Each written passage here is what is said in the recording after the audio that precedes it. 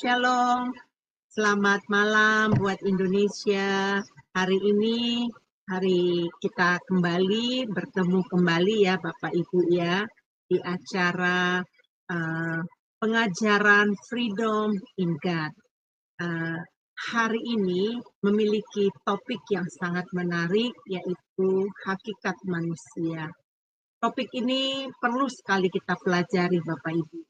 Sebagai umat Allah ya, kita mempersiapkan diri kita ya, jadi supaya kita tahu apa yang harus kita lakukan. Dan saya bersyukur bagi Bapak Ibu juga yang antusias belajar firman Tuhan. Saya percaya ada berkat khusus yang akan dianugerahkan ke dalam hidupmu, karena kita harus ya Bapak Ibu ya untuk kembali dalam hakikatnya mencintai pelajaran-pelajaran firman Tuhan. Bapak Ibu, sebelum kita memulainya, saya akan memimpin kita dalam doa dulu, kemudian nanti kita akan melihat profil dari narasumber kita, yaitu Pak dosen saya, Pak Jos Sudarman ya. Baik, saya mengundang Bapak Ibu, mari kita berdoa. Bapak Surgawi, terima kasih ya Bapak untuk malam hari ini waktu Indonesia. Kami kembali berkumpul di Zoom Sema Adonai. Kami mau belajar akan kebenaran firman-Mu, Bapa, mengenai topik hakikat manusia. Kami sangat yakin dan percaya ada pengajaran khusus yang Engkau berikan kepada kami. Sehingga pada hari ini ya Bapa, kami akan diberkati oleh anugerah dan kasih. Berkati hamba-Mu secara khusus yang akan menyampaikan pengajaran ini ya Bapak. Sehingga melalui mulut bibirnya Tuhan, Engkau menganugerahkan kepada kami ilmu Tuhan, pengetahuan yang dari kebenaran firman yang Engkau ingin kami untuk bisa memperbaiki hidup kami, supaya kami kembali segambar dan serupa dengan Engkau. Bapa, ini waktunya Bapa, kami serahkan semuanya di dalam tangan kasih-Mu. Berkati para operator kami yang bekerja di belakang layar, listrik, wifi, apapun perangkat yang sedang dipakai. Biarlah Bapa Engkau memakainya semuanya untuk kemuliaan nama-Mu, dan Engkau menolong setiap kami yang mengambil bagian di dalam pelayanan ini.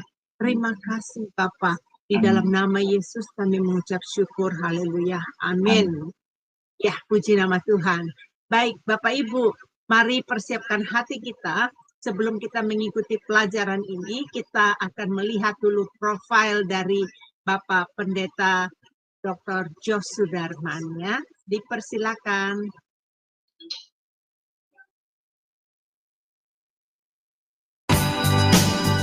Salam semua, kami dari Sema Adonai dengan bangga memperkenalkan pembicara kita, yakni Bapak Pendeta Jos Sudarman. Dan berikut adalah profil singkat dari beliau.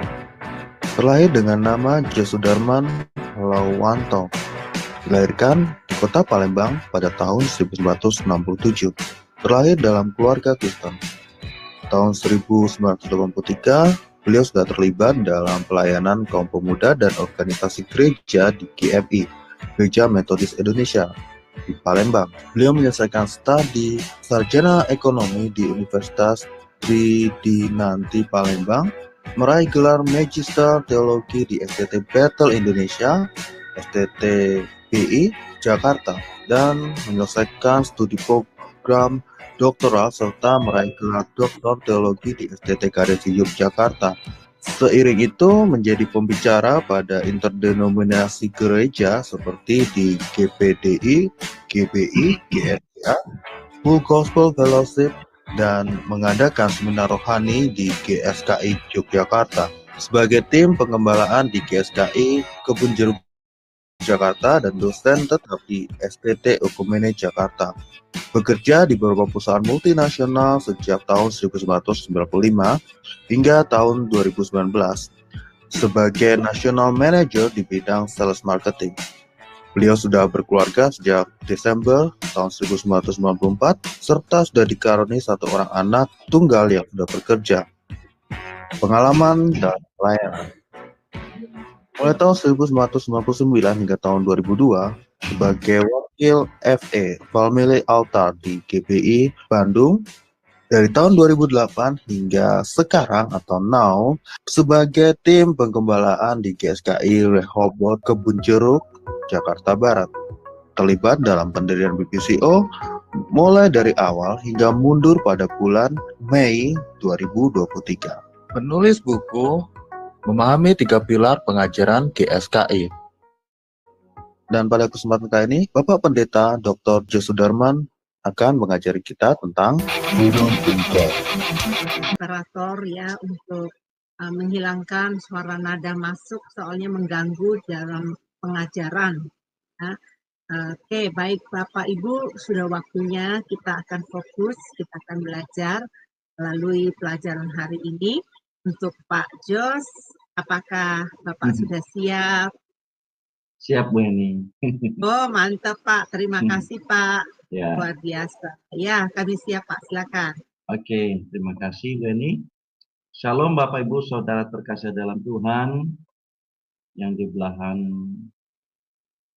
Amerika itu selamat pagi ya. Kalau di kami di Indonesia selamat malam. Oke. Kita langsung saja Bapak Ibu. Kita belajar satu tema di masih Bu.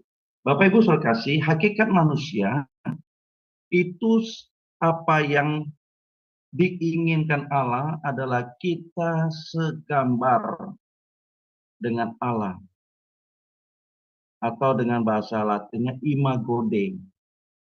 Kita segambar dengan Allah. Nah, dalam segambar dengan Allah, itu kita memiliki satu hakikat atau hakikat dengan Allah, yaitu adalah Allah yang bekerja. Hakikat Allah itu adalah Allah yang bekerja, Allah yang aktif.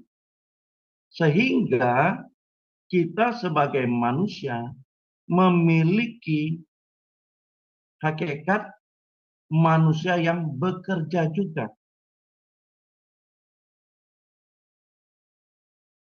Kalau kita menyadari hal ini, maka kita tidak perlu tanda petik dipaksa, diperintah atau disuruh-suruh untuk bekerja. Karena itu menjadi satu hakikat, menjadi satu tanda petik itu budaya. Dan memang kita mendapatkan mandat budaya dari Tuhan. Saat penciptaan Adam untuk mengelola taman pada saat itu adalah taman atau bumi ini yang sekarang ini kita diami. Kita baca di Kejadian 1 ayat yang ke-28. Kejadian 1 ayat 28, minta Bu Heni tolong bacakan. Sebentar ya, saya nyari ya. Kejadian 1 ayat 28 yang berbunyi demikian. Allah memberkati mereka, lalu Allah berfirman kepada mereka, beranak cuculah dan bertambah banyak, penuhilah bumi dan taklukkanlah itu, berkuasalah atas ikan-ikan di laut dan burung-burung di udara dan atas segala binatang yang merayap di bumi. Ya, penuhilah bumi dan taklukkanlah itu, berkuasalah atas ikan-ikan di laut dan burung-burung di udara dan atas segala binatang yang merayap di bumi. Artinya ini manusia pertama mendapatkan mandat budaya, mandat penciptaan untuk mengelola, menguasai atau taklukkanlah bumi ini. Dan Bapak Ibu Saudara kasih, yang luar biasa adalah kalau dibaca Kejadian 2 ayat 15, Kejadian 2 ayat 15, dibaca lagi tolong Bu Eni. Kejadian 2 ayat 15-nya ya Pak ya. Mm-hmm. Baik. Demikianlah firman Tuhan. Tuhan Allah mengambil manusia itu dan menempatkannya dalam Taman Eden untuk mengusahakan dan memelihara taman itu. Iya, ini mengindikasikan manusia menjadi kawan sekerjanya Tuhan. Tuhan Allah mengambil manusia itu dan menempatkannya dalam Taman Eden untuk mengusahakan dan memelihara taman itu. Artinya manusia dijadikan oleh Allah adalah kawan sekerjanya dalam mengelola bumi ini atau Taman Eden itu. Dan Bapak Ibu, kalau kita baca di Kejadian, tetap di Kejadian pasal 2 ayat. Coba kita baca, Bu. Ayat yang Ya. ke-19 sampai yang ke-20, Bu. Kejadian 2 ayat 19 sampai 20. Lalu Tuhan Ya. Allah membentuk dari tanah segala binatang hutan dan segala burung di udara, di bawahnya lah semuanya kepada manusia itu untuk melihat bagaimana ia menamainya, dan seperti nama yang diberikan manusia itu kepada tiap-tiap makhluk yang hidup, demikianlah nanti nama makhluk itu. Manusia itu memberi nama kepada segala ternak, kepada burung-burung di udara, dan kepada segala binatang hutan, tetapi bagaimana sendiri ia tidak menjumpai penolong yang sepadan dengan dia. Ya, terima kasih Benny. Jadi jelas di ayat 19 dan 20 menunjukkan manusia sudah bekerja untuk mengelola bumi ini, mengelola taman itu, Taman Eden pada saat itu. Dengan apa? Memberi nama kepada setiap makhluk yang hidup. Artinya Adam pertama sudah memberi nama, sudah bekerja, sudah menjadi kawan sekerja Allah. Nah, dengan pengertian ini Bapak Ibu, manusia menjadi manajer atau pengelola. Di ownernya tetap Tuhan, pemiliknya tetap Tuhan. Jadi manusia menjadi manajer untuk mengelola bumi ini. Untuk mengusahakan, untuk mendandani, untuk memelihara bumi ini. Sehingga hal inilah yang membedakan kita makhluk hidup dengan makhluk hidup lainnya seperti hewan. Karena manusia memiliki atau menerima mandat budaya dari Tuhan untuk mengelola bumi ini.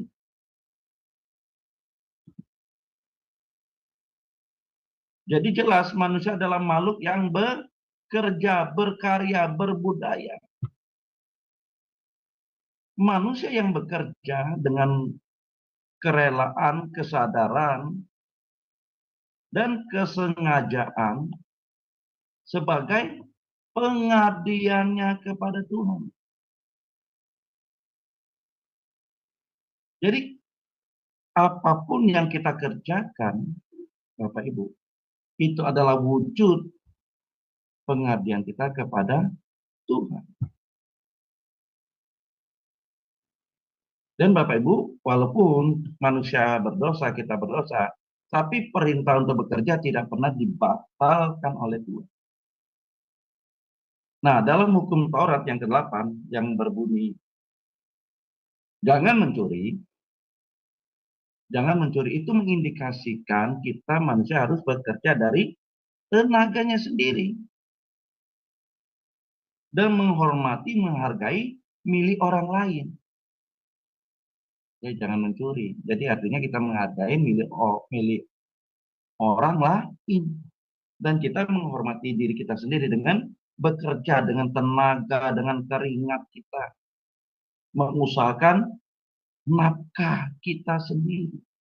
Bekerja dengan sekuat tenaga kita. Ini jelas sekali Bapak Ibu bahwa manusia adalah makhluk yang bekerja. Kodrat manusia adalah manusia yang bekerja. The nature of man is a worker. Jadi hakikat kita adalah manusia yang bekerja. Sudah jelas ya Bapak Ibu? Oke. Nah, Bapak Ibu, seseorang yang menolak bekerja, artinya dia tidak menerima dirinya sebagai pribadi yang berhakikat seperti Tuhan, yaitu pribadi yang bekerja. No. Oh, Bapak Ibu, kalau kita tidak bekerja, artinya kita mengingkari hakikat kita sama seperti hakikat Allah yang bekerja. Artinya kita tidak menjadi pribadi yang berhakikat seperti Tuhan. Menjadi pribadi yang bekerja. Dan masalahnya adalah kemalasan. Ya kan? Biasanya ada faktor M, faktor malas yang dominan di dalam kehidupan manusia yang inilah mengingkari perintah kerja atau untuk melakukan mandat budaya supaya kita berupaya, berusaha memelihara, menjaga apa yang sudah dipercayakan oleh Tuhan, menerima mandat dari Tuhan untuk manusia yang bekerja. Mandat budaya atau mandat penciptaan. Jadi kemalasan adalah suatu kejahatan karena mengingkari perintah kerja yang melanggar hak atas kerja yang dikaruniakan kepadanya. Dan untuk itu kita belajar kepada hewan semut. Nah, coba kita baca Amsal 6 ayat yang ke-6. Weni, minta tolong Weni. Ya, cari ya Pak ya.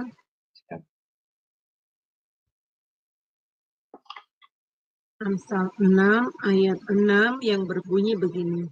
Hai pemalas, pergilah kepada semut, perhatikanlah lakunya, dan jadilah bijak. Iya. Bapak Ibu, ini harusnya kita tersinggung loh, sebagai manusia ya. Kenapa suruh belajar kepada hewan, semut, hewan yang kecil. Loh, manusia yang memiliki logika, memiliki intelektual, memiliki akal budi kok suruh belajar pada seekor hewan kecil semut ya. Kenapa? Semut itu rajin. Rajin Bapak Ibu. Yang nggak usah saya kasih tahu ya Bapak Ibu ya. Nah, sungguh ironi kalau kita manusia yang memiliki akal intelektual, nalar dan sebagainya, tapi diminta belajar kepada seekor semut. Karena semut itu rajin. Nah, kita yang malas, misalnya kita yang malas, tidak seperti yang diinginkan oleh Tuhan untuk menjadi manusia yang bekerja, yang sudah menerima mandat budaya, lalu kita tidak lakukan itu ya. Kita lihat semut. Kita lihat semut.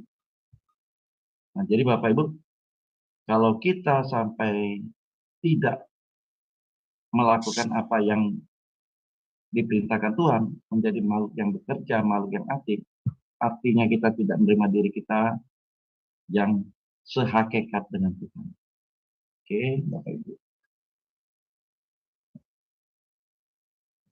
Nah, Bapak Ibu, tadi saya sebutkan kita ini menjadi kawan sekerja Allah. Manusia menjadi kawan sekerja Allah bukan saja dalam urusan karya penciptaan, tetapi juga dalam karya penyelamatan. Karya keselamatan Allah dalam Tuhan Yesus Kristus bagi manusia. Jadi Bapak Ibu, Tuhan Yesus adalah juru selamat.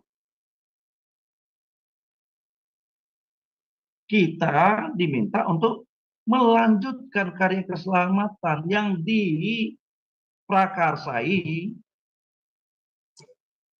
oleh Allah. Ide dari Allah. Lalu Tuhan Yesus melakukannya sesuai apa yang diperintahkan oleh Allah Bapa, menjadi juru selamat manusia. Dan kita pun sekarang ini mendapatkan mandat karena Tuhan Yesus sudah selesai di kayu salib, sudah selesai, finish. Tapi karya penyelamatan ini, karya keselamatan ini terus dilanjutkan sesuai amanat agung. Sesuai amanat agung. Kita baca di Matius 28.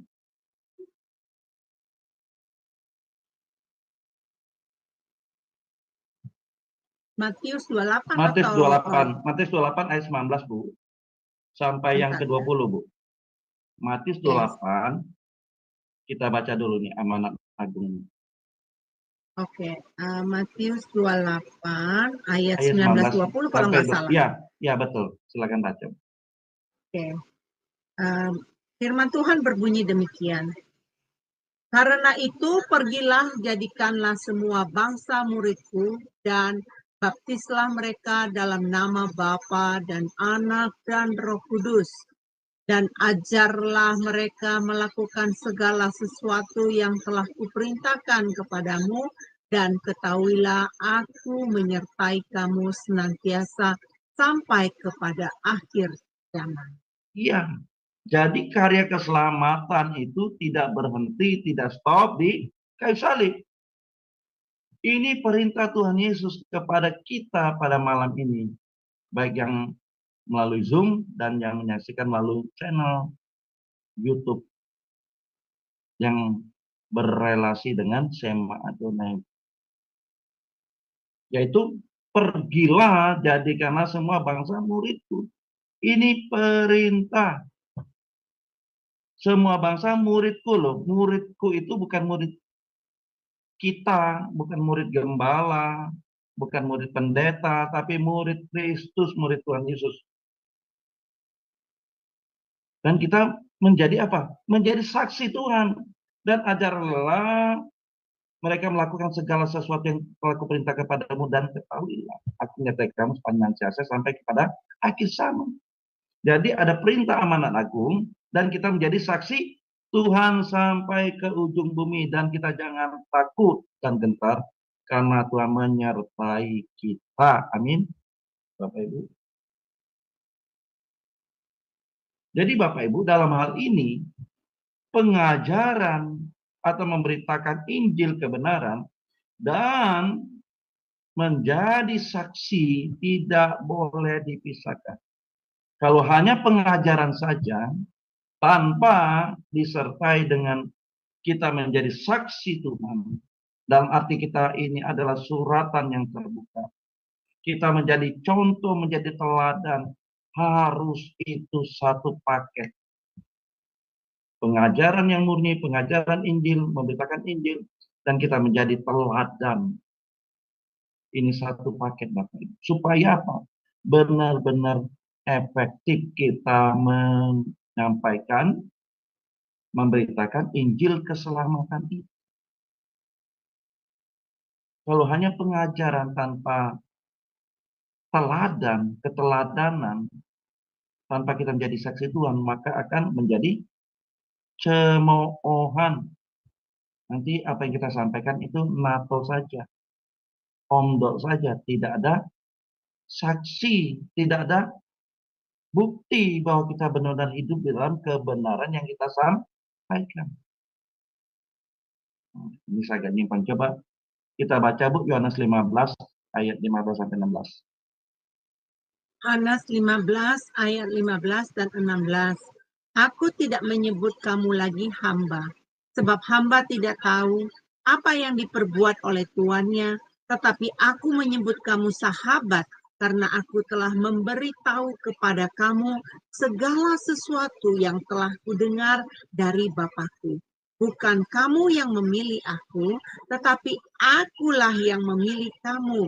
Dan aku telah menetapkan kamu, supaya kamu pergi dan menghasilkan buah, dan buahmu itu tetap. Supaya apa yang kamu minta kepada Bapa dalam namaku diberikannya kepadamu. Iya, terima kasih Bu. Jadi Bapak Ibu, kita menyampaikan Injil Kristus kepada semua manusia. Lalu kita diminta apa? Menghasilkan buah.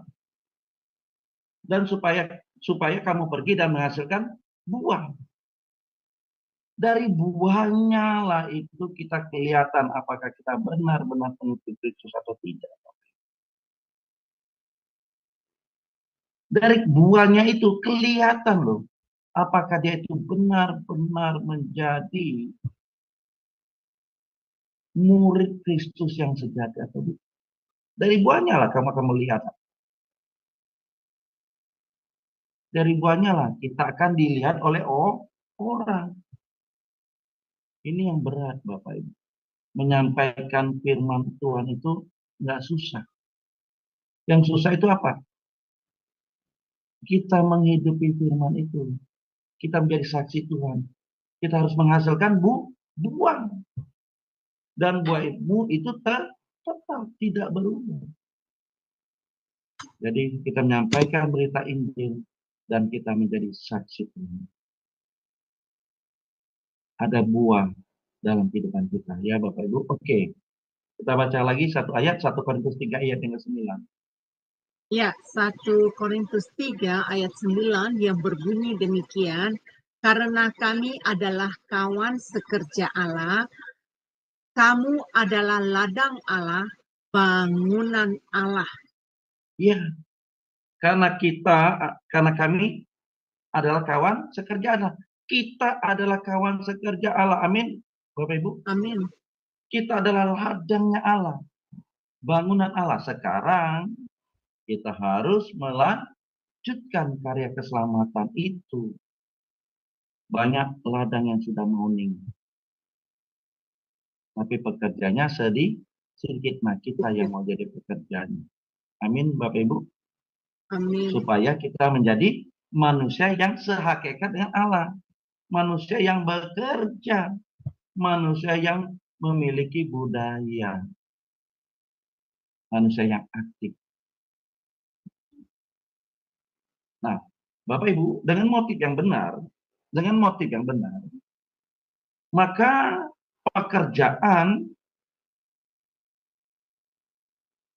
pekerjaan ini bisa saja kita bekerja atau kita berbisnis ya Bapak Ibu ya.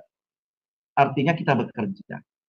Itu merupakan sukacita, kesukaan dalam pengabdian dan kita memuliakan Allah. Dalam bekerja itu kita menjadi sukacita, kesukaan dalam kita mengabdikan dan memuliakan Allah. Makanya 1 Korintus 10 ayat 31 ini ayat yang terkenal. Silakan Bu dibaca. Ya, 1 Korintus 10 ayat 31, aku menjawab, jika engkau makan atau jika engkau minum atau jika engkau melakukan sesuatu yang lain, lakukanlah semuanya itu untuk kemuliaan Tuhan. Amin. Terima kasih Bu. Jadi saat kita melakukan aktivitas apapun,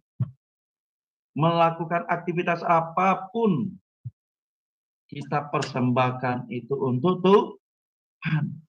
Untuk kemuliaan Tuhan. Jadi kita bersyukur sekali loh Bapak Ibu. Apa? Bersyukur apa? Kita mendapatkan kepercayaan. Menjadi kawan sekerja Allah. Memberitakan karya keselamatan. Meneruskan pekerjaan dari Tuhan Yesus.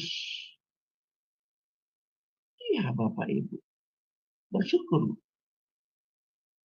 Kita bersyukur mendapat satu kepercayaan yang luar biasa ini. Meneruskan karya keselamatan. yang Tuhan Yesus sudah mulai 2000 tahun yang lalu. Kita teruskan lagi untuk memberitakan berita Injil kepada mereka yang belum mendengar ataupun mereka yang belum terjamah karena kondisi yang tidak memungkinkan, tapi dengan teknologi, dengan kita siap masuk ke dalam pelayanan penginjilan, kita menjadi bagian dalam karya keselamatan yang Tuhan Yesus sudah lakukan di bumi ini. Jadi semuanya yang kita kerjakan itu untuk Tuhan. Kita bersyukur dan mendapatkan suatu kehormatan yang luar biasa kalau kita dipercaya oleh Tuhan untuk melakukan pekerjaannya. Ya Bapak Ibu, kita saja nih Bapak Ibu, misal kita dipanggil oleh Bapak Presiden Jokowi menjadi pembantunya. Waduh Bapak Ibu. Mungkin misalnya besok kita dipanggil ya untuk menghadap ke istana gitu ya. Malam ini mungkin kita nggak bisa tidur Bapak Ibu. Semalaman mungkin kita nggak bisa tidur. Waduh gimana ini gimana ya. Kita periksa baju kita, baju putih kita. Ini sudah masih bagus nggak? Jangan ada yang lecek gitu. Jangan ada yang kelihatan kurang pantas gitu ya. Ya, ya jangankan dipanggil Bapak Presiden ya. Dipanggil oleh Bapak Bupati atau Camat. Wah, kita sudah bangga. Jadi apalagi kalau ini kita lakukan untuk Tuhan, melayani Tuhan, kita abdikan diri kita. Wah, luar biasa Bapak Ibu. Dan kita percaya apa yang kita lakukan ini, apapun yang kita lakukan ini, kita persembahkan semuanya untuk Tuhan. Ada sukacita. Itu yang pertama. Yang kedua, kita hidup, kita bekerja bagi kepentingan Tuhan. Kita baca 2 Korintus 5 ayat 14 sampai yang ke-15. Silakan Ya, Bu Ibu. ayat 14 sampai ayat 15 ya. Berkata demikian, sebab kasih Kristus yang menguasai kami, karena kami telah mengerti bahwa jika satu orang sudah mati untuk semua orang, maka mereka semua sudah mati.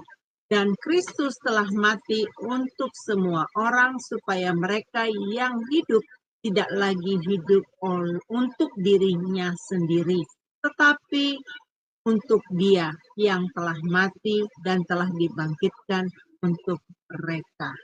Ya, amin. Jadi Bapak Ibu, ayat yang ke-15 tadi, dan Kristus telah mati untuk semua orang supaya mereka yang hidup tidak lagi hidup untuk dirinya sendiri. Nah sekarang Bapak Ibu, kita tahu kita ini sudah ditebus oleh darah Tuhan Yesus. Kita sudah dimiliki oleh Tuhan.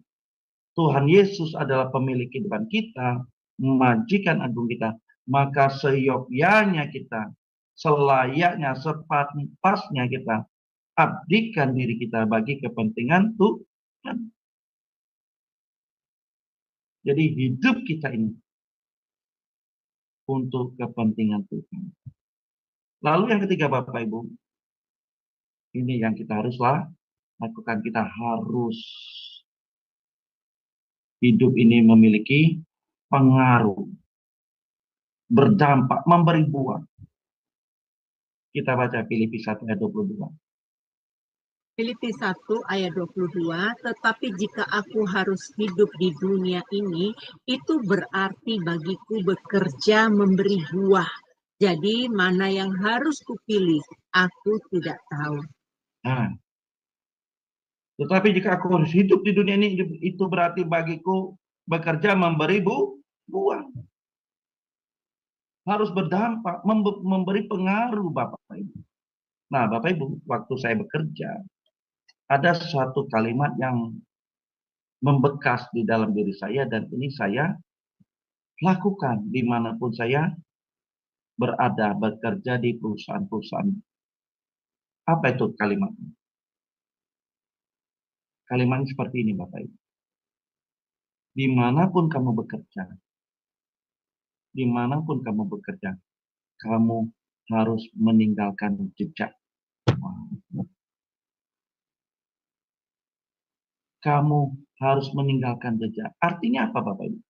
Artinya kita memberi pengaruh, memberi dampak kepada perusahaan yang sudah tanda petik menggaji kita.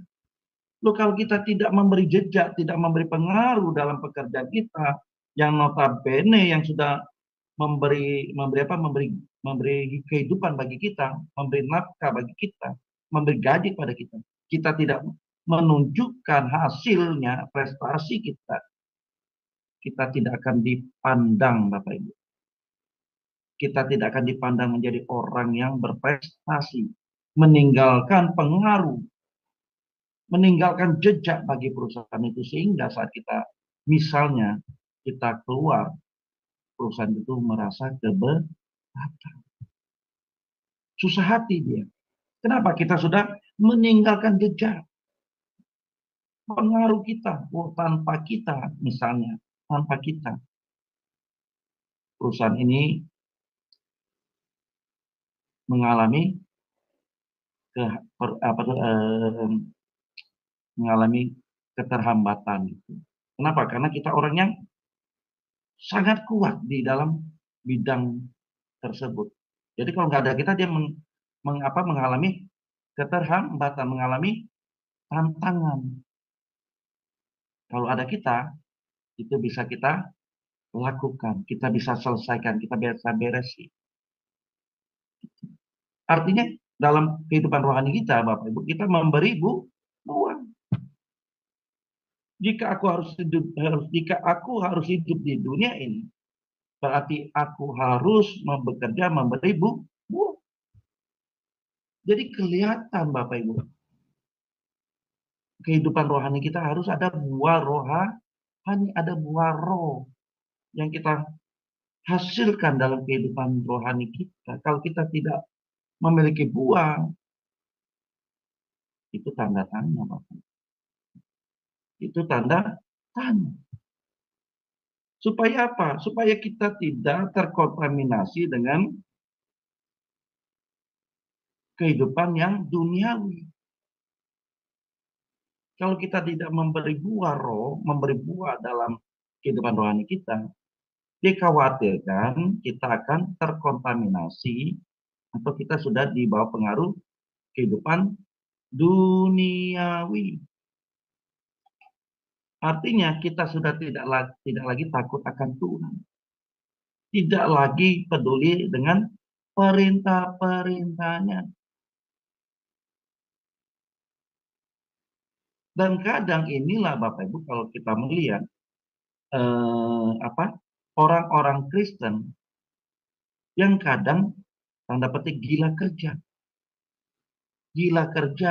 gila hormat, dan akhirnya mereka sombong, angkuh.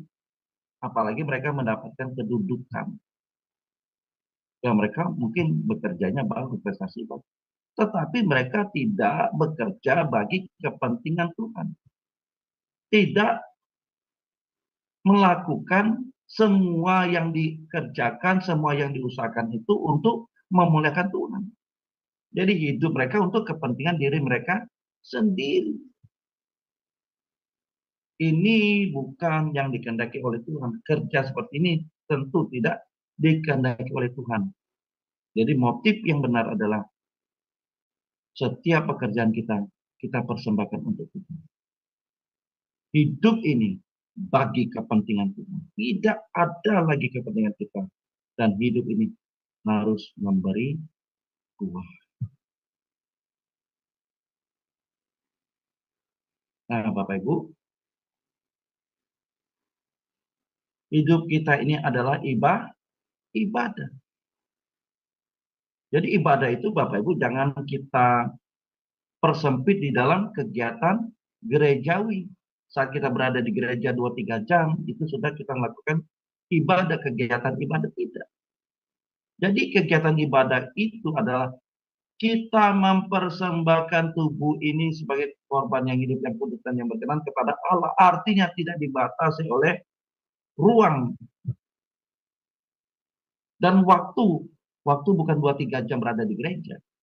Tapi setiap hidup kita, setiap tarikan nafas kita, dimanapun kita berada, kita mempersembahkan tubuh ini sebagai korban yang hidup, yang kudus dan yang berkenan kepada Allah.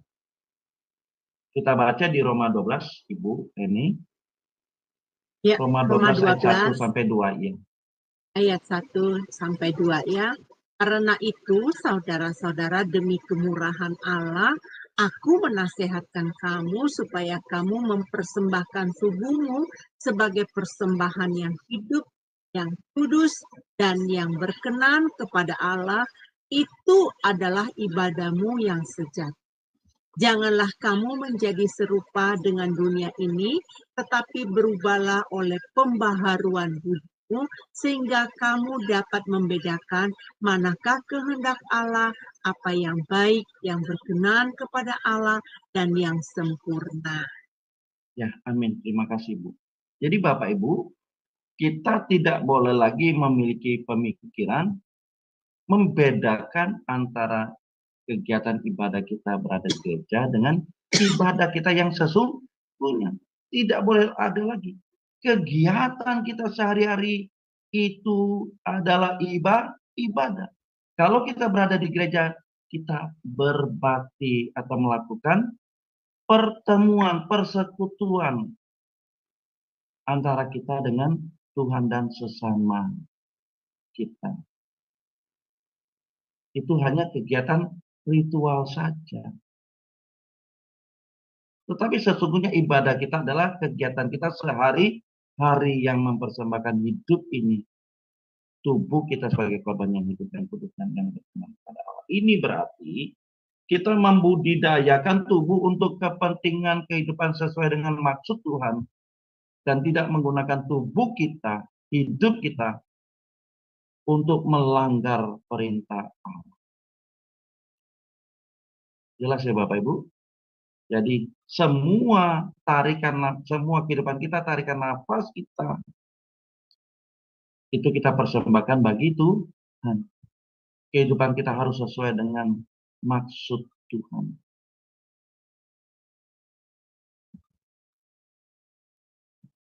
Jadi ada kewajiban kita sebagai orang percaya untuk meningkatkan kualitas kemampuan kerja dalam membudidayakan semua potensi yang ada di dalam diri kita, dan kita terus belajar kebenaran firman Tuhan untuk mengerti bagaimana menggunakan tubuh hidup sesuai dengan firman Tuhan.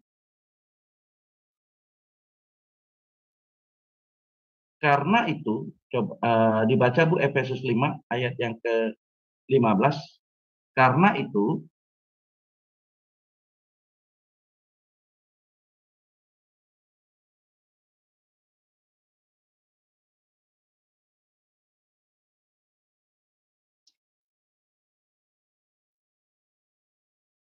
Oh, saya Efesus berapa Pak? Efesus 5 ayat 15 Bu. Ayat 15 ya, berbunyi demikian. Karena itu, perhatikanlah dengan seksama bagaimana kamu hidup. Janganlah seperti orang bebal, tetapi seperti orang arif. Ya, terima kasih Bu. Karena itu perhatikanlah dengan saksama, dengan cermat, dengan teliti, dengan tekun bagaimana kita hidup. Tidak ditulis berapa lama kamu hidup. Jadi bukan berapa lama, bukan durasi waktu usia kita, tetapi bagaimana. Artinya kita bagaimana menjalani kehidupan ini. Bagaimana proses kehidupan kita. Bagaimana kualitas iman kita. Kualitas potensi yang ada pada kita yang sudah Tuhan taruh dalam diri kita. Supaya kita tingkatkan, ada progresivitas. Dan kita terus belajar kebenaran firman Tuhan untuk bertumbuh iman kita. Sehingga kita dapat menggunakan tubuh atau hidup ini sesuai dengan firman Tuhan. Amin ya Bapak Ibu. Jadi ada kewajiban kita Bapak Ibu. Maka kita terus belajar. Dan sarananya sudah ada loh. Ya salah satunya SEMA Adone menjadi sarana untuk kita belajar meningkatkan kualitas kemampuan kita, kualitas pengetahuan kita, knowledge kita. Tapi kita juga jangan cakap di dalam knowledge saja. Kita jangan pandai dalam knowledge saja. Tapi hendaknya kita pandai juga dalam melakukannya. Kita isi terus ya, knowledge, pengetahuan. Tapi kita tidak melakukannya. Nah, itu sama saja dengan tong yang bergemerincing, tong kosong nyaring bunyinya. Nah, saya percaya Bapak Ibu ya, kalau sudah seperti ini, wah luar biasa Bapak Ibu. Luar biasa sekali. Saya juga kagum nih kan saya sama Adonai. 24 jam. Senin sampai Senin ya Bu ya. Senin sampai Minggu. Ya. Senin sampai Senin. Minta ampun. Luar biasa. Asal mau aja nih. Ini sekarang bergantung kepada kita.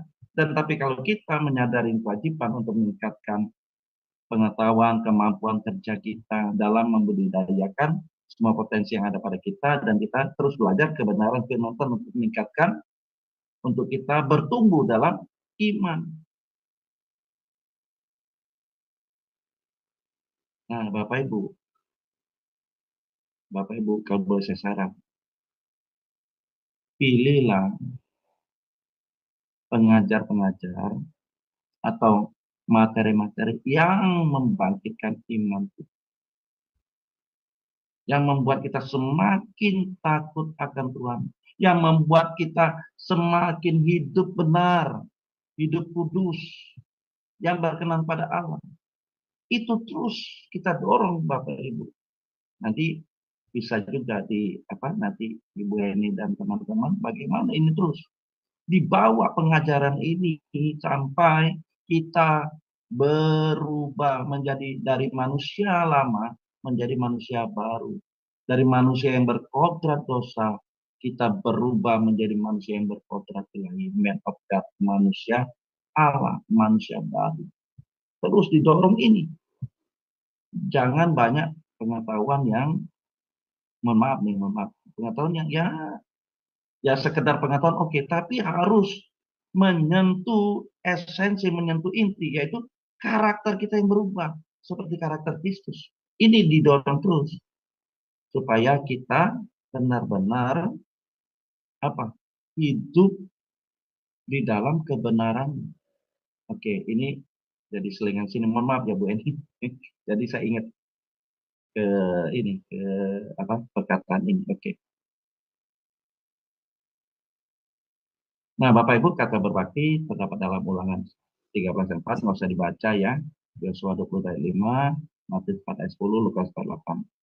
Dalam Perjanjian Lama ditulisnya abad, dia terjemahkan to work, serve, to labor, bekerja melayani. Dalam PB ditulisnya latreo, artinya to serve, minister, to, untuk melayani juga sama ya. Oke. Nah, Bapak Ibu, jadi berbakti atau beribadah itu bukan hanya menyangkut kegiatan lingkungan gereja, tetapi seluruh gerak hidup orang percaya. Jadi kalau saat kita beribadah, berbakti itu bukan hanya menyangkut kegiatan gerejawi, tapi itu seluruh kehidupan kita sebagai orang percaya untuk hormat dan takut kepada Tuhan. Ya, setiap tarikan napas kita itu adalah ibadah kita yang kita persembahkan menjadi korban yang hidup, yang kudus dan berkenan pada Allah. Yang kedua, kita harus memiliki sikap tidak menghamba kepada dunia. Kalau kita masih beribadah, tapi kita masih duniawi, yaitu bukan beribadah. Ya Bapak Ibu, kita beribadah tidak boleh ya sudah. Itu aja. Kalau kita sudah melakukan ibadah, tidak boleh duniawi. Tidak boleh kita mementingkan diri kita sendiri, mementingkan kepentingan diri kita, kepentingan golongan kita, kepentingan diri kita yang tentu tidak sama atau berlawanan dengan kepentingan Tuhan atau keinginan Tuhan. Yang ketiga adalah tempat kita menjadi rumah ibadah, bukan gereja saja. Artinya Bapak Ibu, dimanapun kita berada, di rumah kita, di tempat kerja kita, di toko kita, di kantor kita, dimanapun kita berada, kita jadikan itu menjadi rumah ibadah. Artinya kita memuliakan Tuhan. Amin Bapak Ibu. Dimanapun kita berada, kita memuliakan Tuhan. Ingat tadi, kita menjadi saksi Tuhan. Kita suratan yang terbuka. Kita harus menghasilkan buah. Dan yang keempat adalah waktu ibadah kita bukan 2-3 jam, tapi 24 jam. Artinya setiap langkah kita, setiap kehidupan kita, setiap napas kita adalah ibadah.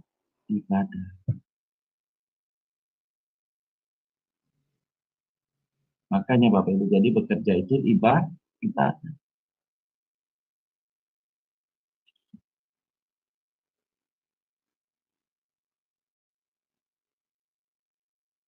Liturgi ibadah orang percaya adalah seluruh hidupnya. Jadi liturgi kita tidak dibatasi oleh saat kita berada di gereja ya Bapak Ibu. Jadi liturgi kita seluruh hidup kita. Seluruh gerak hidup orang percaya adalah pujian dan penyembahan kepada Allah. Seluruh hidup kita adalah pengabdian kita kepada Allah. Jadi kita tidak dibatas lagi saat kita berada di gereja kita memuji menyembah Allah. Tapi seluruh hidup kita, kehidupan kita, gerak-gerik hidup kita, itu adalah pujian dan penyembahan kepada Allah. Jadi Bapak Ibu, hidup ini untuk melayani. Ada lagu pujiannya kalau nggak salah ya. Hidup ini, apa gimana Bu ini? Lagunya? Jangan sia-siakan. Nah, iya betul. Hidup ini, jadi kok saya lupa sairnya. Hidup ini untuk melayani Tuhan, ya kan? Ya. Jangan sia-siakan apa yang Tuhan beri. Hidup ini adalah kesempatan ya. Hidup ini adalah kesempatan untuk melayani Tuhan. Hidup ini untuk melayani Tuhan dan kerajaan. Inilah ibadah yang menyenangkan hatinya. Jadi Bapak Ibu, sesungguhnya inilah kebebasan kita yang sejati. Inilah kebebasan kita yang sejati. Inilah kebebasan kita yang sejati. Saat kita menyelenggarakan hidup ini untuk melayani Tuhan dan kerajaan. Inilah ibadah yang menyenangkan hatinya. Bukan saat kita berada di gereja saja, tapi dimanapun kita berada, itu kita jadikan tempat ibadah, rumah ibadah kita yang menyukakan, menyenangkan hati Allah. Wow, luar biasa ya Bapak Ibu. Kalau kita sampai begini, jadi bekerja itu Bapak Ibu adalah ibadah. Ibadah itu tidak dibatasi ruang dan waktu. 24 jam. Pujian dan penyembahan yang kita lakukan pada Allah itu berupa menyenangkan hati Bapa di surga, menyenangkan hati Tuhan, dan itu adalah bentuk pengabdian kita kepada Allah. Lakukan ini Bapak Ibu. Bekerja adalah ibadah yang menyukakan hati Bapa di surga. Inilah pelajaran yang saya sampaikan malam ini Bapak Ibu, kiranya menjadi berkat bagi kita. Amin. Tuhan Yesus memberkati. Amin. Saya kembalikan kepada Ibu Heni. Sebentar saya akan selesai dulu ya. Baik Bapak Ibu, terima kasih Anda bersama-sama kami diberikan kesempatan untuk berpartisipasi ya, untuk berkomunikasi dengan narasumber kita tentunya. diberikan dulu kesempatan. Bapak Ibu ayo ya, ya ikut ambil bagian ya untuk berdiskusi dengan Pak Jos Sudarman ya.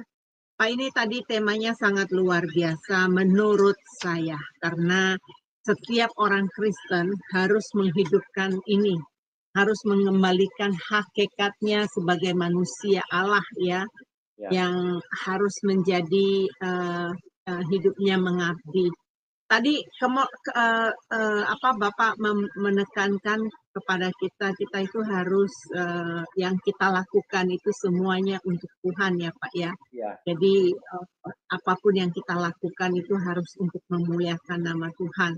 Nah, banyak sekali orang yang kurang sadar akan hal ini Pak. Saya melihat mereka sudah jadi Kristen lama, mereka sudah menjadi pengajar firman Tuhan, mereka sudah menjadi pelayan Tuhan. Tetapi mereka pikir mereka hidup di dalam panggung sandiwara ya Pak ya. Mereka apa yang mereka lakukan itu hanya mempermuliakan dirinya sendiri, tidak memuliakan Tuhan. Mestinya di dalam tingkah laku, dalam segala sesuatu dipertanyakan, apakah ini yang Tuhan inginkan? Apakah ini yang Tuhan mau dalam kita lakukan? Nah, saya memang ada belajar ilmu psikologi ya Pak ya, untuk konseling ya, untuk konseling itu saya belajar. Memang di dalam pelajaran-pelajaran yang saya pelajari itu dikatakan bahwa manusia ini unik ya, banyak sekali tipe manusia. Ada tipe manusia yang tuh mau memperbaiki dirinya, ada manusia yang oh oke lah let be katanya ya, hidup asal-asal aja katanya. Ada juga manusia, oh kurios ya Pak ya, apa sih, apa sih, apa sih, apa yang mau dilakukan. Tapi kadang-kadang cuma hanya mau tahu Pak, tapi tidak mau melakukan. Nah, ada tipe manusia yang demikian. Ada juga tipe manusia yang muna Pak, yang mengatakan jangan urus urusan orang lain gitu ya, umpamanya. Tetapi kenyataannya dia ngurusin urusan orang lain. Nah itu kan tipe-tipe manusia beda-beda. Jadi waktu saya belajar itu ternyata tidak ada satu manusia pun yang jiplak Tuhan itu luar biasa ya Pak ya. Tuhan itu menciptakan manusia itu tidak ada satupun yang sama gitu loh. Karakternya, sifatnya itu nggak ada. Bahkan suaranya itu beda-beda ya Pak. Ada kadang-kadang mirip kata orang, suaranya mirip kata orang gitu ya. Penampilannya kadang-kadang orang manggil saya juga mereka ini saya bukan itu, kamu lihat dulu wajah saya. Tapi mereka bilang oh kamu mirip dia loh katanya gitu. Oh ya gitu. Nah ini Pak, saya mau bertanya ke Bapak dalam hal ini. Untuk persyaratan untuk mau mengembalikan jadi hakikatnya Allah tadi, manusia Allah tadi ini yang Bapak sampaikan ini, itu bagaimana caranya Pak supaya banyak pendengar kita bisa mengetahui, karena mungkin mereka pikir oh iya saya sudah capek nih Bu Hen, saya juga udah coba nih Bu Hen, saya udah mulai belajar firman tapi saya tertarik lagi dengan keinginan dunia. Ntar saya mau fokus lagi ini, aduh saya kayaknya gimana gitu. Nah, gimana tuh Pak cara yang simpelnya? Tadi karena saya lihat ada kata-kata pengabdian yang Bapak angkat tadi. Iya betul. Terima kasih Bu Eni. Memang jangankan mohon maaf jemaat awam ya, kita juga hamba Tuhan Bu. Bahkan bisa saja gembala gitu ya. Kita juga bisa tidak hidup di dalam kebenarannya. Artinya tadi apa?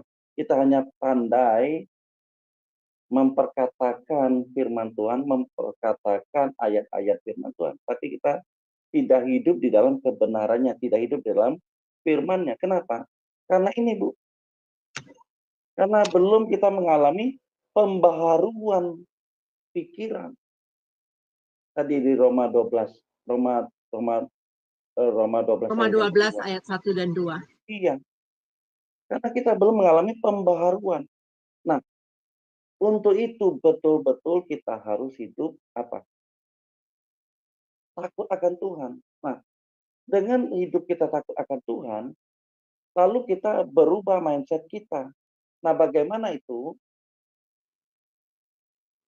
Mau nggak mau jalannya, Bu. Kita harus memiliki satu tekad yang sungguh-sungguh untuk berubah. Nah, berubah itu harus ada satu tekad, tentu dengan kita mengalami perubahan pola pikir kita, mindset kita. Tuh, Bu, ini kesaksian aja, saya sendiri. Saya sendiri loh. Saya dari lingkungan keluarga orang Kristen. Tapi kalau dikata berapa belasan tahun lalu, apakah saya hidup dalam kebenaran? Enggak. Tahu ayat, tahu firman Tuhan, tahu Alkitab. Tapi hanya sebatas pengetahuan saja. Sebatas ilmu saja. Tapi kita tidak hidupi, kita tidak menjadi pelaku firman Tuhan. Kita tahu secara etika ya kita tidak akan melanggar, melakukan satu hal yang kejahatan gitu. Mencuri, membunuh, dan sebagainya. Tapi kita tidak hidup di dalam firman Tuhan. Kita hanya hidup dalam pengetahuan firman Tuhan saja. Hanya memperkatakan ayat firman Tuhan saja, tapi kita tidak hidupi itu dalam kehidupan kita. Nah, untuk itu kita harus berubah. Berubah ini mindset kita berubah, Bu. Saya setelah tahu kebenaran itu, mindset saya berubah. Waduh. Saya berkata seperti ini, Bu. Kalau saya mati pada saat itu, Bu, saya pastikan tidak masuk surga. Loh kenapa? Loh hanya saya hanya melakukan ritual agamawi saja, datang ibadah, bahkan saya memberikan perpuluhan, persembahan surung saya berikan. Tapi kita tidak bergerak untuk hidup benar loh. Hidup takut akan Tuhan secara sungguh-sungguh, keseriusan. Kenapa? Kita sudah merasa saat kita melakukan persembahan, kita datang ke gereja, kita sudah punya tiket masuk surga. Itu loh saya, wah kalau saya mati masuk surga. Kenapa? Sudah melakukan persembahan, melakukan kegiatan menjadi seorang aktivis, bahkan penyampai firman Tuhan, pembicara, tapi tidak hidup. Nah, untuk itu bagaimana? Mau nggak mau kita harus berubah pola pikir kita.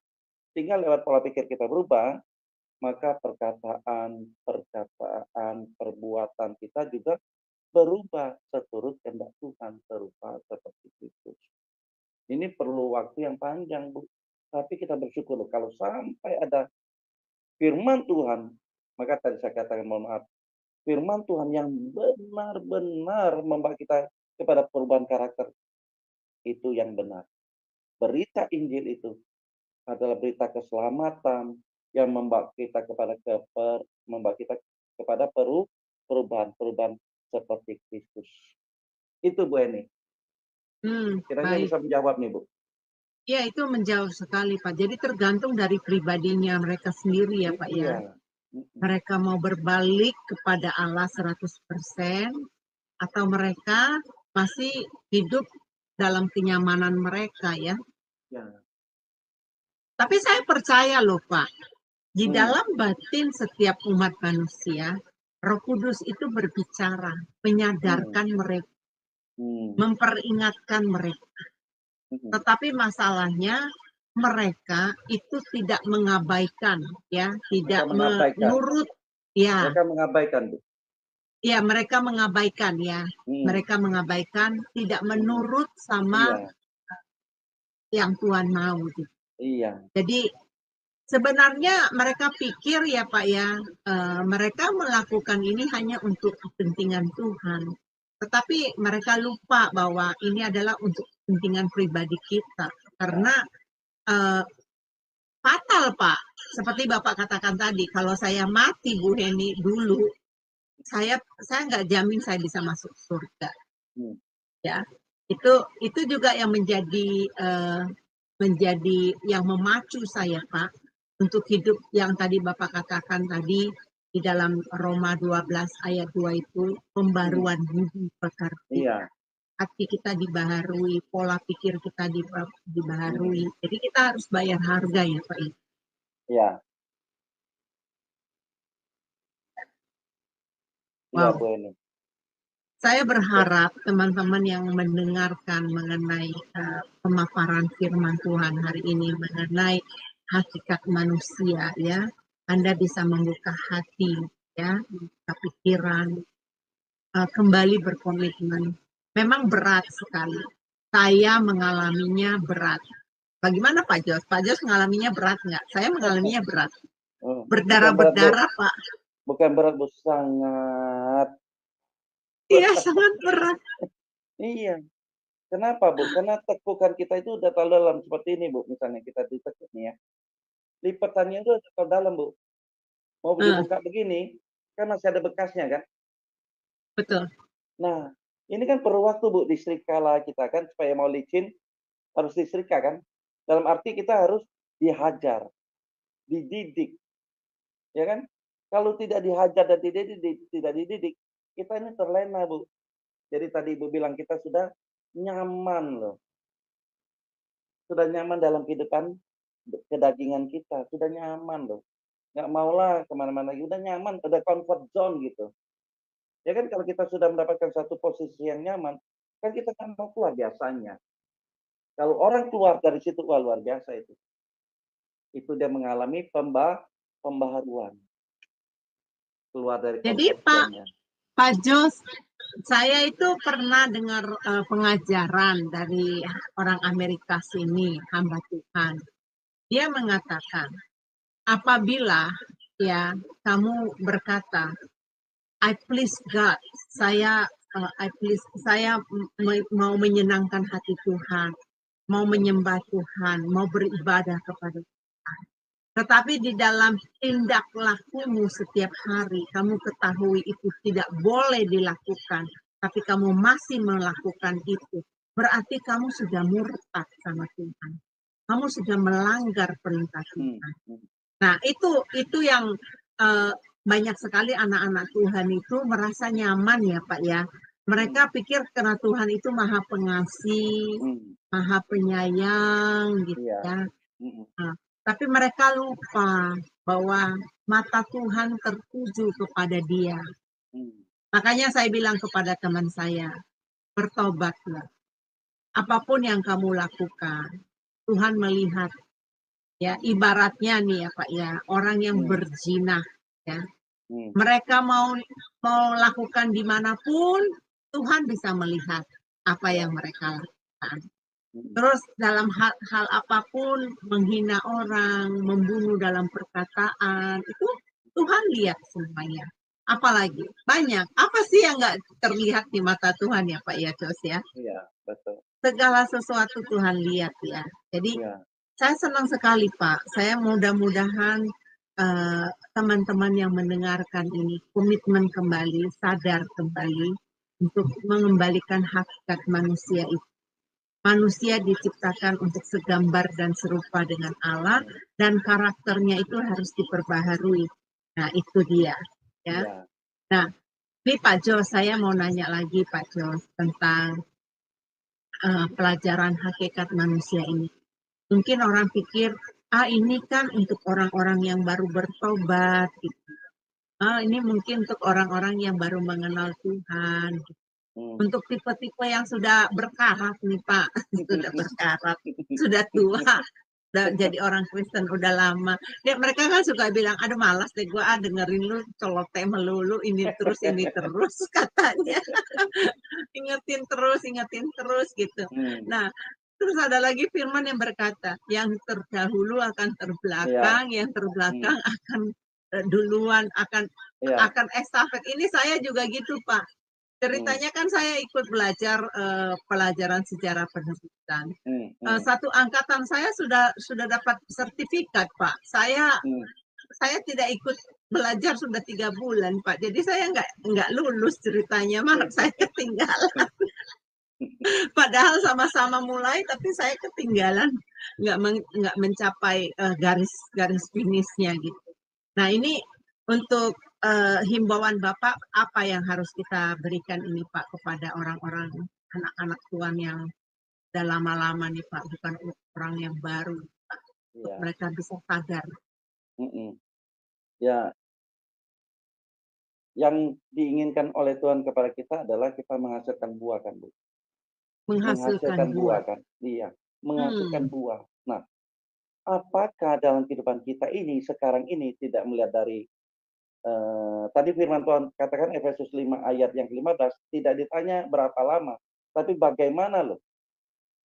Sekarang kita tanyakan, dengan usia kita saat ini, usia dewasa tua mungkin, Hmm. bagaimana proses perjalanan iman kita?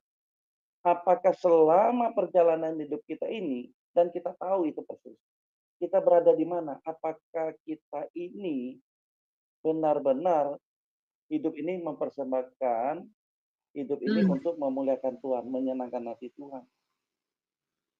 Sehingga kita ada buah yang kita hasilkan dalam hidup ini. Orang bisa mencontoh atau dalam tanda petik melihat loh, ada keteladanan yang diimpartasikan dari kita kepada orang-orang di sekitar kita. Orang bisa melihat, oh si oma ini, opa ini luar biasa loh imannya. Walaupun Hmm. ada masalah, walaupun ada penderitaan, tekanan sekalipun, tapi dia tidak undur imannya, bahkan dia lebih giat lagi mencari Tuhan. Dengan apa? Dengan waktu doa-doanya semakin diperbanyak. Dengan melakukan kegiatan-kegiatan agamawi, walaupun itu tidak menjadi ukuran. Tapi saat dia hadir dalam misalnya komunitas-komunitas, itu kan bisa menjadi satu ukuran loh. Betul, orang yang ke gereja belum tentu benar. Tapi orang yang tidak ke gereja pasti tidak benar. Hmm. Orang yang datang ke komunitas, persekutuan, orang-orang percaya gitu, belum tentu benar kan. Tapi kalau dia tidak hadir, tentu tidak hadirnya mungkin karena kemalasan atau apa, ya sudah pasti nggak benar. Tapi kalau dia ada kesibukan yang lain yang harus dia kerjakan nggak masalah. Tapi kita saja nih, orang yang hadir ke gereja belum tentu benar. Apalagi orang yang tidak hadir ke gereja. Sudah pasti tidak benar secara normal, secara normatif ya. Bapak Ibu, kecuali tadi sakit dan sebagainya ya. Nah itu saja kita harus pertanyakan loh. Bagaimana perjalanan hidup kita ini, misalnya kalau kita dipanggil oleh Tuhan, dan kita punya firm nih, keyakinan gitu. Dengan kehidupan saya ini yang sama sekali, saya menekan, melawan kedagingan saya. Dan saya persembahkan hidup saya bagi Tuhan. Dan orang ini yakin, pasti saya yakin-yakinnya. Dia tahu kemana dia akan kembali saat kematian. Kemana dia akan kembali saat kematian. Sudah pasti dia percaya ke surga bersama Kristus. Kalau ada keraguan-raguan, misalnya Hmm. kita ada keraguan, nah ini perlu dipertanyakan iman kita, perjalanan hidup kita. Lebih baik kita ragu-ragu loh, daripada kita sok yakin, sok pede. Oh pasti loh, kenapa? Kayak rajin ke gereja. Ya puji Tuhan. Tapi bagaimana perjalanan hidup kamu? Apakah kamu menjadi contoh, menjadi teladan? Hmm. Adakah buah yang kamu hasilkan dalam hidupmu? Buah roh itu ada nggak terpancar dari hidupmu? Kalau tidak ada, lebih baik ragu-ragu dan bertobat sekarang. Selama masih ada waktu dan kesempatan. Satu lagi Bu, saya mau saksikan. Ini kejadian benar dan fakta. Saya kan pulang kampung. Hmm. Saya kan pulang kampung ke Palembang beberapa hari yang lalu. Karena keponakan saya menikah. Lalu di malam pestanya, ada satu ipar gitu ya. Suaranya dikasih besar dikit lagi, Pak. Halo? Halo? Ya, Halo? ya suaranya Halo? agak mengecil tadi. Ya. Ya. Nah, pada saat di pesta itu, ada ipar yang sama-sama dengan kami datang di tempat pesta itu. Karena ini pesta keponakan saya gitu ya. Dia berfoto ria, berfoto dengan anak-anaknya, dan sebagainya. Penuh sukacita. Tapi inilah kehidupan kita ini adalah misteri. Besok siangnya mengalami kejadian tabrak. Mati di tempat. Semalamnya berpesta. Semalamnya sukacita. Nggak tahu besok siangnya mengalami insiden sehingga nyawanya hilang. Jadi apa maksudnya? Jadi rentan sekali kematian itu dengan rentan kehidupan kita dengan kematian, realitas kematian itu dekat dengan kita. Masalahnya adalah kita siap nggak menghadapi hal itu. Dan untuk itu kita harus introspeksi diri kita, perjalanan kehidupan kita. Apakah kita sudah sungguh-sungguh memuliakan Tuhan dalam hidup ini atau tidak, sesuai kehendaknya atau tidak. Jadi untuk kita yang sekalipun itu kita sudah tua di dalam kekristenan kita, tapi kita harus mempertanyakan apakah kita sudah menghasilkan buah. Apakah kita sudah menjadi teladan bagi orang-orang sekitar kita, sehingga orang-orang bisa melihat ada Kristus di dalam diri kita. Amin. Terima kasih, Bu Eni. Amin, amin. Wah, luar biasa, Pak. Iya, saya berdoa buat setiap teman-teman kita, saudara-saudara kita seiman, mau komitmen ya untuk ikut Tuhan. Karena yang menentukan itu nanti garis akhir, bukan garis awal ya. Jadi kita mempertahankan, kita harus berjuang terus supaya kita bisa mengerjakan apa yang Tuhan mau dalam kehidupan kita. Tadi Pak Jo sudah berkata bahwa hidup adalah ibadah. Jadi hidup kita itu setiap hari diberikan nafas dari Tuhan, kita harus beribadah. Jadi kita praktekkan. Jadi ibadah kita yang benar tuh bukan hanya kita datang menghadiri gereja seminggu sekali, bukan, tapi kita harus setiap hari ya. Dan juga tadi Pak Jo sudah menekankan itu pentingkan kepentingan Tuhan. Itu kita harus untuk mementingkan apa yang Tuhan mau dalam kehidupan kita. Kemudian tadi Pak Jo juga menekankan bahwa kita tuh harus hidup berbuah. Berbuah bukan satu kali dan dua kali, tapi berbuahnya tetap. Kata firman Tuhan ya Pak Jos ya, berbuah itu tetap ya, konsisten setiap hari berbuah. Dan buahnya buahnya cuma satu dua, tapi perintah Tuhan harus berbuah lebat, berbuah di dalam karakter ilahi, berbuah di dalam pengetahuan firman, berbuah di dalam hal kita melakukan kebenaran firman. Itu buah-buahnya itu harus tampak. Kalau enggak, ya jangan disalahkan nanti kalau di pintu gerbang terus dikatakan, enyah engkau, aku tidak mengenal kamu. Wah, miris banget. Pak Jos, saya pernah, Pak Jos mungkin tahu di Amerika ini kan naik kereta api Pak Jos ya. Jadi waktu saya turun ke bawah ada kereta api. Saya kejar Pak Jos, saya kejar. Pintunya udah mau ditutup, saya tahan sedikit sehingga saya bisa masuk. Nah, saya tidak bisa masuk, terus tiba-tiba di batin berkata begini, inilah yang harus kamu lakukan anakku. Karena pada waktu akhir nanti, begini kejadiannya, takutnya nggak bisa masuk. Di situ itu pekerjaan Roh Kudus itu Pak, yang menerangi pikiran saya dan hati saya sedang wah, nggak main-main. Jangan pikir kita umurnya masih panjang ya. Ada yang mengira umurnya gua masih panjang, Hen. Lu dulu aja deh katanya. Ada teman saya bercanda gitu, Pak Jos. Lu aja deh, kan gue masih muda, umur gue masih panjang, katanya gitu. Baik Pak Jos, ini karena berhubung sudah larut malam, mungkin Pak Jos bisa kasih statement terakhir dan tolong tutup dalam doa. Berikan kami berkat, Pak. Thank you. Ya, terima kasih Bu Eni. Bapak Ibu, kematian pasti tidak mengenal usia. Ya, kecil, muda, dewasa, tua, gitu ya, tidak mengenal itu. Dan juga kematian tidak perlu saat kita berada di rumah sakit atau saat kita mengalami sakit. Dan kondisi sehat juga bisa terjadi. Artinya apa? Segala sesuatu bisa terjadi. Tidak perlu menunggu alasan apapun untuk kematian. Nah, yang jadi masalah terbesar dalam kehidupan kita adalah kalau kita tidak menjadi pribadi-pribadi yang menyenangkan hati itu, tidak menjadikan hidup ini adalah ibadah yang kita mempersembahkan hidup ini, tubuh ini menjadi korban yang hidup, yang berkenan, yang kudus dan yang berkenan. Lalu sekarang adalah persoalannya, sekarang adalah bagaimana kita menerjemahkan iman itu dalam kehidupan kita sehari-hari. Kita lakukan, kita tunjukkan iman kita itu dalam setiap perbuatan tingkah kita.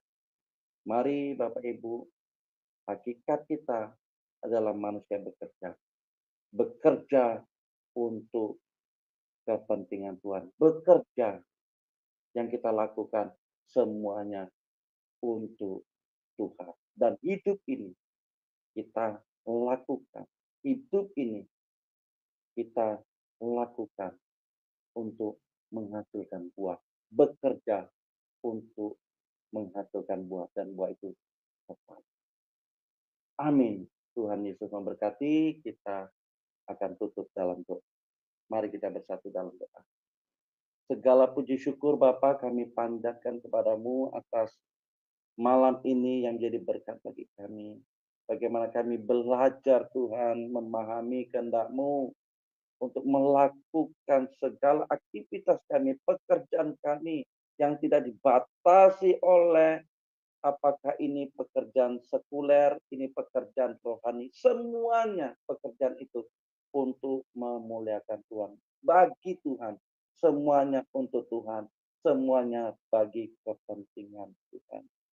Mari Roh Kudus, Engkau menjamah mengawat kami, menuntun kami, membimbing kami untuk kami semakin mengerti, memahami apa yang menjadi kehendak-Mu dalam hidup kami, dan itu kami terjemahkan dalam kehidupan kami sehari-hari, sehingga kami bukan hanya mengerti secara knowledge, pengertian kami bukan hanya secara logika saja, secara kognitif saja, tetapi ada bukti, ada fakta empiris yang kami lakukan, sehingga kami benar-benar menjadi murid-murid Kristus yang sejati.